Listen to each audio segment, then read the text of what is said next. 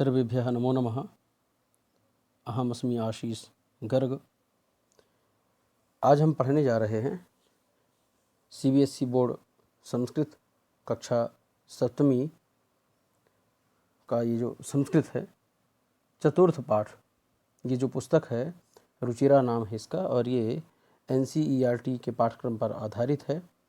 तो प्यारे बच्चों, आज हम ये जो पाठ पढ़ने जा रहे हैं ये एक संवाद के रूप में है, मतलब जिसे हम नाटिका कह सकते हैं, है ना, जो मंच के ऊपर प्रायः किया जाता है।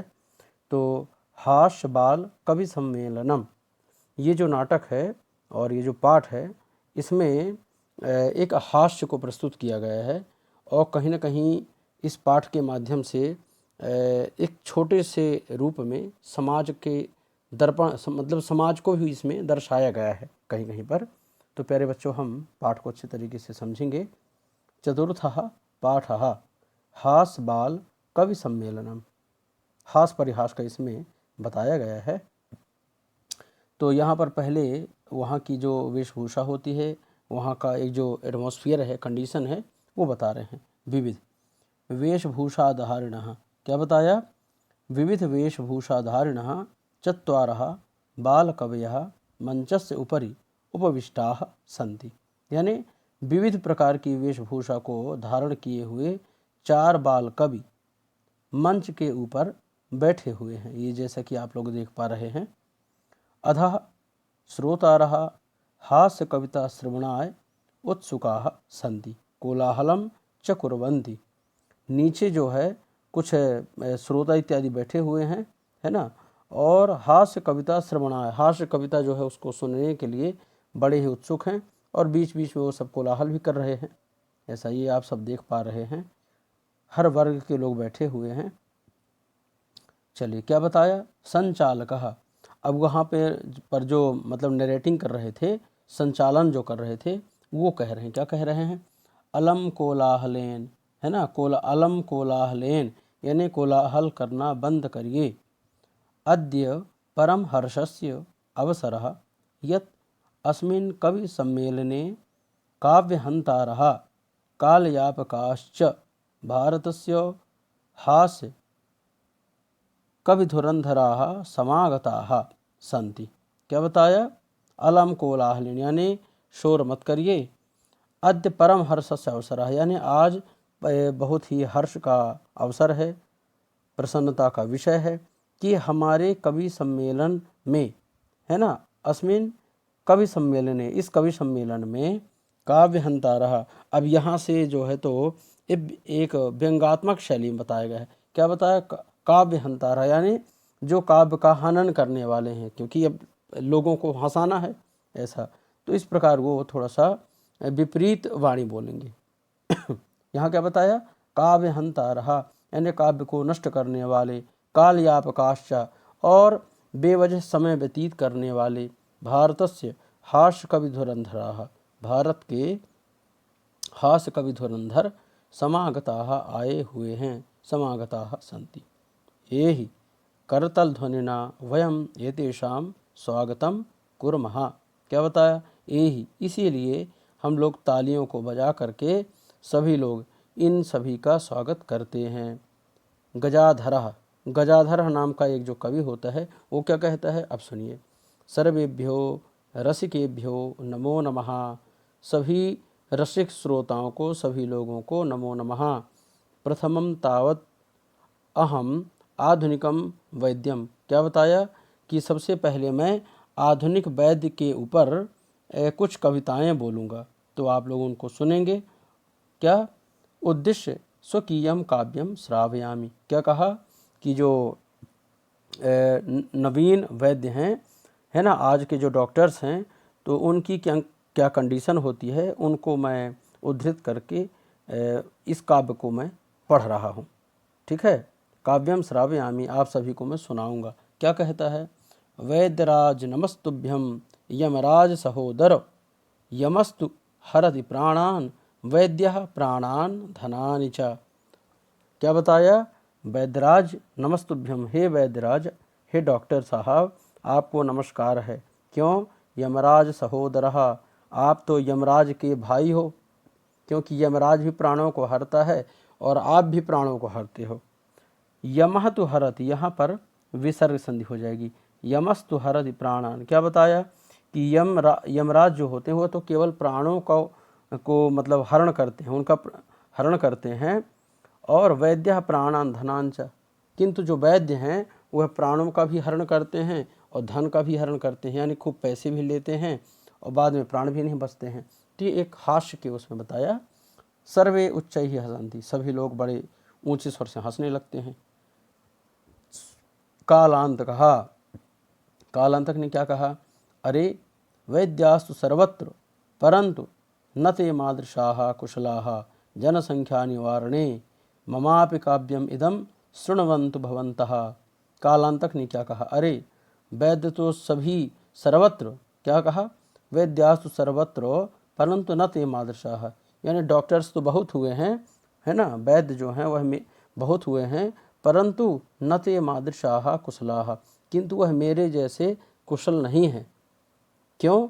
अब ये किस में कुशल हैं बता रहा है, जनसंख्या निवारणे, मैं तो जनसंख्या का निवारण करता हूँ, यानी मैं जिसकी एक बार दवाई कर दूँ तो वो तो बचेगा ही नहीं, है ना, तो मैं जनसंख्या का निवारण करता हूँ। ममापि काव्यम इदम शृण्वन्तु, और मेरा भी काव्य जो है आप सब लोग सुनिए। चितां प्रज्वलितां दृष्ट्वा वैद्यो विस्मयमागतः नाहं गतो न मे भ्राता कस्येदं हस्तलाघवम्। हंसने के लिए कह रहा है, क्या कह रहा है, चितां प्रज्वलितां दृष्ट्वा, यानी चिता को जलती हुई देख करके, और वैद्यो विस्मयम् आगतः, वैद्यः विस्मयम् आगतः, वैद्य जो है बड़ा चिंतित हो गया, बड़ा विस्मय में पड़ गया, सोचने विचारने लगा। क्या? नाहम गतो, ना तो मैं इसके घर गया, और न मे भ्राता, और ना तो मेरा भाई गया, तो कस्येदम हस्तलाघवम, तो फिर किसने इसके ऊपर हाथ साफ कर दिया, यानी इसका जनधन भी ले लिया, इसका धन भी चुराया होगा और प्राण तो ले ही लिया। सर्वे पुनः हसन्ति, सभी लोग फिर से हंसने लगते हैं। तुंदिलहा, तुंदिल मतलब क्या होता है, थोड़ा सा जिसका पेट उभरा रहता है ना, जो तोंदू रहता है। तुंदस्य उपरि हस्तम आवर्तयन, पेट के ऊपर ऐसा हाथ फेरते हुए कह रहा, क्या कह रहा है, तुंदिलो हम भो, अरे मैं तुंदिल हूँ, ममापि इदम काव्यम श्रूयताम जीवने धार्यताम च, क्या कहता है, मैं तुंदिल हूँ, मेरा भी यह काव्य सुनिए और जीवन में उसे धारण करिए। क्या कहता है, परान्नम प्राप्य दुर्बुद्धे माँ शरीरे दयाम कुरु, परान्नम दुर्लभम लोके शरीराणि पुनः पुनः। क्या कहता है, कहता है परान्नम, यानी दूसरे का अन्न प्राप्त करके, अरे दुर्बुद्धि, माँ शरीरे दयाम कुरु, यानी उसको गांव में जैसे बोलते हैं ना कि आन का दाना तान के खाना, जान रहे चाहे जान से जाना, है ना, यानी खूब खाओ। तो यहाँ पर एक हास्य के उसमें कह रहा है कि परान्नम प्राप्त दुर्बुद्धे, यानी अरे दुर्बुद्धे, अगर दूसरे का अन्न कभी पा जाओ तो माँ शरीरे दयाम करो, अपने शरीर पर दया मत करना, खूब खाओ उसको, गले तक खाओ। और परान्नम दुर्लभम लोकी, क्योंकि दूसरे का धन खाना, दूसरे का अन्न खाना लोक में बड़ा ही दुर्लभ है। और शरीराणि पुनः पुनः, ये शरीर तो तुमको फिर से मिल जाएगा। सर्वे पुनः अट्टहासम कुर्वन्ति, सभी लोग फिर से अट्टहास करने लगते हैं, यानी हंसने लगते हैं। चारवाक, चारवाक नाम का एक कवि रहता है, वो क्या कहता है, आम आम शरीरस्य पोषणम सर्वथा उचितमेव, क्या कहता है, हाँ सही बात है, शरीर का पोषण जो है वह सर्वथा उचित ही है ना। यदि धनम नास्ति तदा ऋणम कृत्वापि पौष्टिकः पदार्थः एव भोक्तव्यः। क्या कहता है कि यदि धनम नास्ति, ठीक है, अगर आपके पास धन नहीं है, तदा ऋणम कृत्वापि, तब तो चाहे ऋण करना पड़े, किसी से उधार लेना पड़े, इसके बाद भी पौष्टिकः पदार्थः एव भोक्तव्यः, खूब बढ़िया ऋण लो, किसी से कर्ज लो और पौष्टिक पदार्थों का सेवन करो। तथा कथयति चारवाक कवि ही, और क्योंकि चारवाक कवि भी कहता है, क्या कहता है, यावत जीवेत सुखम जीवेत ऋणम कृत्वा घृतम पिबेत। क्या कहता है कवि, कहता है कि यावत जीवेत, यानी जब तक जियो, है ना, तो यावत जीवेत सुखम जीवेत, सुखी होकर के जियो, ऋणम कृत्वा घृतम पिबेत, और अगर घी पीने के लिए नहीं है तो ऋण कर लो, यानी कर्ज ले लो, उधार ले लो, उधार पैसा मांग करके फिर घी खरीदो, पर घी पियो। श्रोतारः, अब जो श्रोता सुनने वाले श्रोता रहते हैं वो क्या करते हैं, तर्हि ऋणस्य प्रत्यर्पणम कथम, ये बताओ कि फिर वो उस ऋण को हम मतलब प्रत्यर्पित कैसे करेंगे, उसको रिटर्न कैसे करेंगे, लौटाएंगे कैसे। चार्वाक क्या कहता है, श्रूयताम मम अवशिष्टम काव्यम, कहा रे रुको रुको थोड़ा सुनो, क्या कहता है, श्रूयताम, सुनो तो, मम अवशिष्टम काव्यम, मेरा जो बचा हुआ काव्य है उसको भी तो सुनो, अभी इतने जल्दी आप कोई भी चीज़ डिसाइड मत करो। चार्वाक क्या कहता है, श्रूयताम मम अवशिष्टम काव्यम, क्या कहता है, घृतम पीत्वा श्रमम कृत्वा ऋणम प्रत्यर्पयेत जनः, क्या कहता है कि घृतम पीत्वा, अब वो घी पियोगे तो उसके बाद फिर क्या करो, श्रमम कृत्वा, परिश्रम करो, और परिश्रम करके पैसे कमाओ और फिर वही पैसे उसको लौटा दो। काव्य पाठ श्रवणेन उत्प्रेरितः एकः बालकोऽपि आशु कवितां रचयति हासपूर्वकं च श्रावयति। काव्य पाठ श्रवणेन, यानी काव्य को सुनते हुए, काव्य पाठ जो सुन रहे थे लोग, उन्हीं से उत्प्रेरित होकर के एक बालक रहता है, एक बालकोपि बालकः आशु कविताम रचयति, तुरंत ही एक कविता बनाता है ना, और बड़े हासपूर्वक उसको सुनाता है। क्या सुनाता है, अब सुनते हैं अपन, है ना। वो सुनाता है, बालक क्या कहता है, श्रूयताम भो, अरे सुनो सुनो, ममापि काव्यम, मेरा भी काव्य सुनो। क्या कहता है, गजाधरम कविम चैव तुंदिलम भोज्यलोलुपम, कहा गजाधर नाम के कवि हैं और तुंदिलम भोज्यलोलुपम, और ये जो तुंदिल नाम के कवि हैं ये तो खाने पीने में ही बड़े लोलुप हैं, इनको खाना पीना खूब अच्छा लगता है। कालांतकम तथा वैद्यम, और कालांतक जो है वो तो बड़ी वैद्य हैं। और चारवाकम च नमाम्यहम्, चारवाक जो कवि हैं उनको भी मैं नमन करता हूँ। काव्यम श्रावयित्वा हा हा हा इति कृत्वा हसति, सभी लोग काव्य को सुन करके और सब हंसते हैं। काव्यम श्रुत्वा, वो हंसता है और उसको देख करके सब हंसने लगते हैं। अन्ये चाभि हसन्ति, दूसरे भी हंसते हैं। सर्वे गृहम गच्छन्ति, और इसके बाद सभी लोग अपने अपने घर चले जाते हैं। अब ये कुछ शब्दार्थ हैं, इन्हें हम देखेंगे, है ना। ये तीनों लैंग्वेज में दिए हुए हैं, पहले संस्कृत है, फिर हिंदी है, फिर इंग्लिश में है। तो अधः यानी क्या हो जाएगा, अधः यानी होता है नीचे, जिसे हम डाउनवर्ड्स कहते हैं, है ना। कोलाहलम, शोर, नॉइस। काव्य हंतारहा, पाठ काव्य को नष्ट करने वाले। डिस्ट्रॉयर्स ऑफ पोएट्री, जो पोएट्री यानी होता है काव्य, और डिस्ट्रॉयर्स यानी जो डिस्ट्रॉय करते हैं, जो अलग कर देते हैं या नष्ट कर देते हैं, ठीक है। कालयापकाः, समय बर्बाद करने वाले, है ना। विलिंग अवे द टाइम, यानी जो टाइम पास करते हैं, है ना, समय बर्बाद करने वाले, those who are wasting their time, ऐसा। धुरंधराः, धुरंधरा यानी अग्रणी या श्रेष्ठ, जिसे अपन द बेस्ट कह सकते हैं। ए ही, आए, आइए, प्लीज़ कम, ऐसा बुलाते हैं ना, प्लीज़ कम, ऐसा।